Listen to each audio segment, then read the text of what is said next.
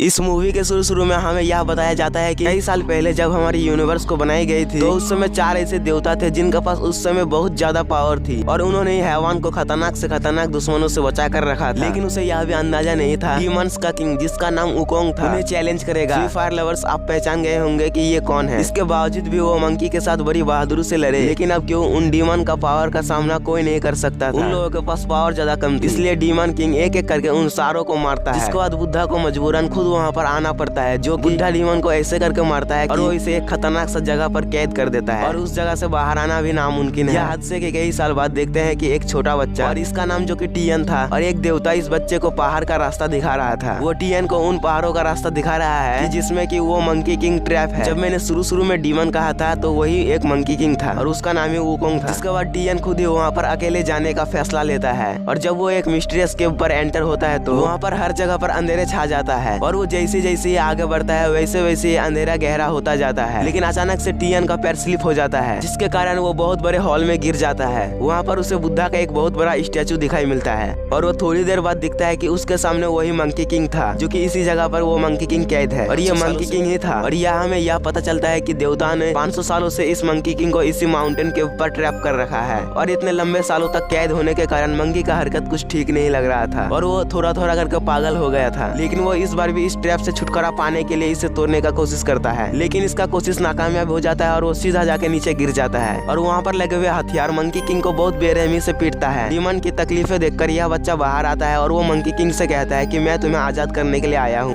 क्योंकि उसे एक देवता ने एक जादुई छड़ी दी थी और उस देवता का नाम विनस था और इस जादुई छड़ी में इस कवच को तोड़ने की शक्ति भी थी। और यहाँ हम देखते हैं कि वो ऑब्जेक्ट खुद ही एक देवता बन जाता है और वो देवता वुकोंग को एक मैजिकल बॉक्स दे देता है और उसे आर्जी तौर पे आजाद होने का इजाजत दे देता है और उसे यह भी बताते हैं कि अगर वुकोंग को अपना मुकम्मल आजादी चाहिए तो उसे ये मैजिकल बॉक्स उस माउंटेन हार्ट्स के पास पहुँचाना होगा और उसी समय इस मंकी किंग को अपने सारी पावर्स वापस मिल जाएंगी। वुकोंग ये सब सुनकर पागलों की तरह हंस रहा था, जिसके बाद वो तुरंत ही इस माउंटेन से बाहर निकल जाता है और वो छोटा सा बच्चा जो कि नीचे रह गया था और नीचे जितने भी कुछ थे वहाँ के सारे सामान जो कि इधर उधर गिरने लगते हैं। जिसके बाद वुकोंग बाहर आकर वो फ्रेश एयर का मजा लेता है। लेकिन थोड़ी देर बाद वुकोंग जैसे ही देखता है कि उसके साथ साथ वो छोटा बच्चा भी बाहर आ चुका था और वो छोटा सा बच्चा जो कि इसका नाम है टीएन, वो वुकोंग से हेल्प मांगता है, लेकिन वुकोंग इसका जरा सा भी हेल्प नहीं करता है क्योंकि उसे अब सारे देवता से नफरत होने लगा था और जिसके कारण ये 500 सालों से कष्ट सह रहा था। अभी इन दोनों बात कर रहे थे कि तभी वुकोंग देखता है कि एक डीमन गर्ल जो कि अपना जान बचाकर भाग रही थी और ये डीमन गर्ल इसलिए भाग रही थी कि उसके पीछे एक खतरनाक सा राक्षस पड़ गया था